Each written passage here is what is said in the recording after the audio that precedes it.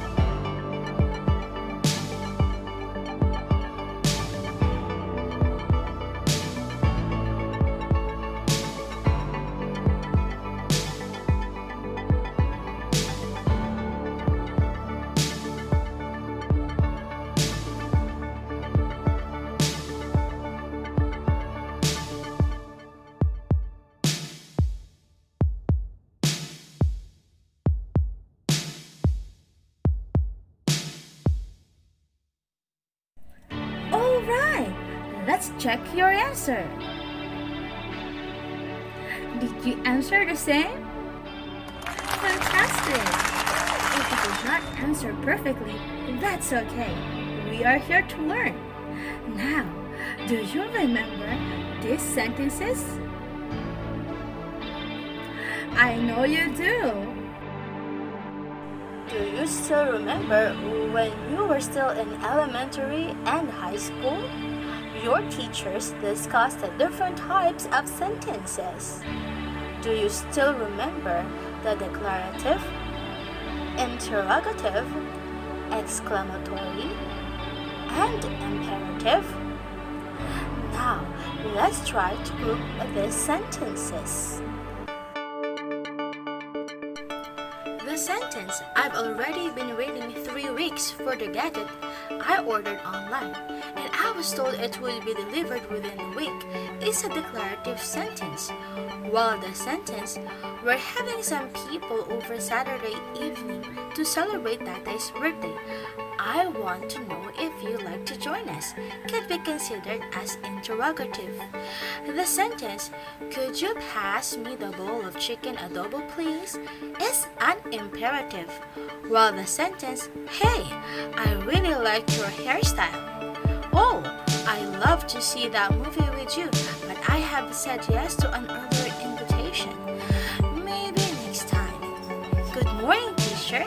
Good morning, classmates is an example or are examples of exclamatory sentences.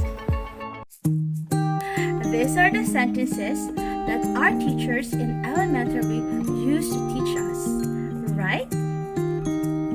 But did you know that they belong in a more philosophical and linguistical group? This is what we call speech act. A speech act is an utterance that serves a function in communication. We perform speech acts when we offer an apology, greetings, request, complaint, invitation, compliment, or refusal. A speech act might contain just one word, as in sorry, to perform an apology, or several words or sentences. I'm sorry, I forgot your birthday. I just slipped my mind. Speech acts include real-life interaction and require not only knowledge of the language but also appropriate use of that language within a given culture. Differentiating these two kinds of statements is an idea developed by a British linguist named J.L. Austin. He called it the constative and performative. But what is constative and what is performative? When we say constative, it is the kind of statement that tells us if an information is true or false, while a performative is a kind of sentences that denotes an action to the hearer. It makes them to do something. In short, constative is what is, and performative means what does. If we will group them together, declarative sentences are statements that describe, while interrogative and imperative sentences are statements that may give a command. In short, declarative sentences can be considered as constative, and the interrogative and imperative may be grouped as performative. But before we go there, let's remember that communication has three main components. We have the speaker, the message, and the hearer. The speaker is the source of the information. The message is the information to be delivered, and the hearer is receiver of the message. The effect of the message to the hearer or listener will distinguish if the utterance is constative or performative. Let's go back and put it into practice. Constative are sentences that describe if something is true or false. Let's say, Nanay Berta tell her son Lucas, Anak, we will have a pork sinigang for lunch. This is constative because it just relays a factual information. Performatives, on the other hand, again, are sentences that denotes an action. Let's say Nanay Berta continues, So, can you help me prepare the bowls for our sinigang? This is performative because it denotes action. Let's borrow some of the sentences earlier. Compliment. Hey, I really like your new hairstyle. Complaint. I've already been waiting 3 weeks for the dress I ordered online and I was told it would be delivered within the week. These two statements are just conveying information that could either be true or false. They are constative. Invitation. We're having some people over Saturday evening to celebrate Tatay's birthday. I want to know if you'd like to join us. Request: could you pass me the bowl of chicken adobo, please? These two sentences or statements want the hearer to do a specific action. It's either they accept or refuse. These are considered performatives. Very interesting, right? Now to check what you've learned from this lesson, I would like us to have this activity. I have here a table with 5 sentences. In this table, you will also write if they are constative or performative. So, copy this on your notebooks. And then you write P if it is performative and C if it is constative. Are you ready? Let's go!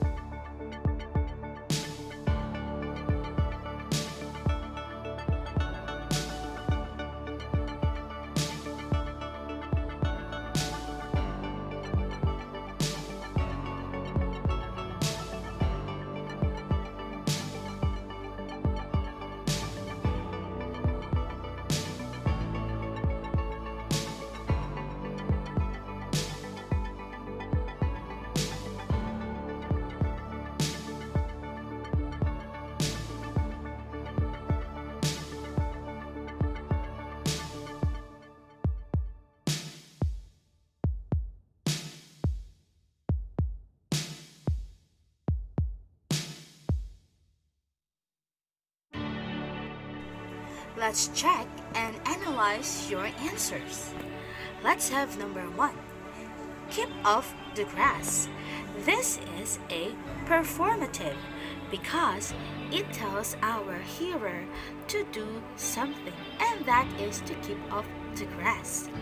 Number 2. It is very hot today. This is constative because it just tells us an information saying it's hot today. Next one, number 3. She submitted her project on time. Again, this is constative because it just tells the listener or the hearer that this person submitted the project on time. Let's go to number 4. Submit your project next meeting. Are you familiar with this? Now this is performative because it tells the hearer that he or she should submit the project next meeting. And last one, go home. Maybe you always hear this from your mom, right? This is also a performative. Again, the hearer or the listener has to do something. And what's that? Go home.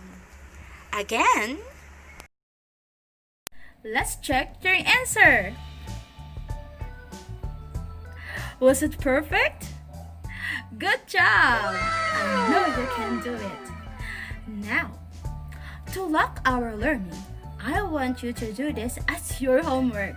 So, I want you to write 10 sentences that are constative and 10 sentences that are performative. You can send your homework through the instruction given by your subject teacher. You can do this as well. I know you can.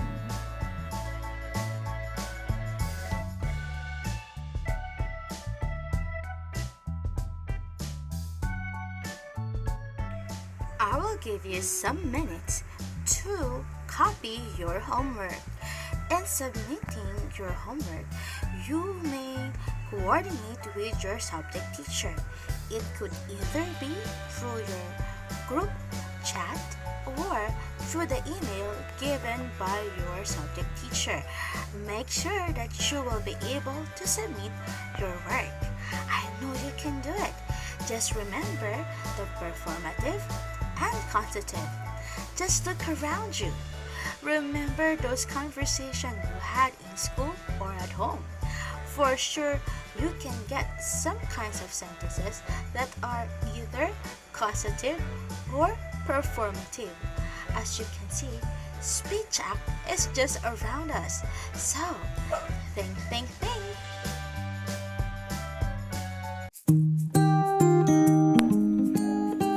Alright, another day has passed. Time is really flying when you're enjoying, right?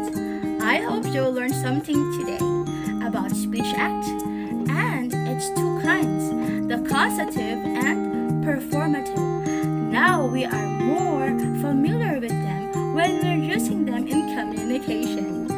Well, that will be all for today. And I'll be waiting for you again on our next lesson. Again, this is your teacher, Teacher Grace. Goodbye!